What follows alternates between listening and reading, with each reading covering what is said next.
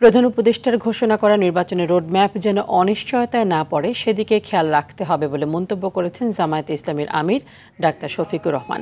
দুপুরে মৌলভীবাজারের বড় লেখায় ঈদ পুনর্মিলনী অনুষ্ঠানে তিনি কথা বলেন। তিনি আরও বলেন, জনগণ যেন নিজের পছন্দের প্রার্থীকে ভোট দিতে পারে সেই ব্যবস্থা করতে হবে। নির্বাচনে যুবক ও প্রবাসীদের ভোট নিশ্চিতের দাবি জানান ডাক্তার শফিকুর রহমান। তিনি যেন তার কথার উপর অনড় থাকেন, জাতিকে দেওয়া ওয়াদা। আগামী নির্বাচন প্রধান উপদেষ্টা বলেছিলেন ডিসেম্বর থেকে জুনের ভিতরে দেবেন। তিনি ইতিমধ্যে বলেছেন এপ্রিলের প্রথমার্ধে হবে।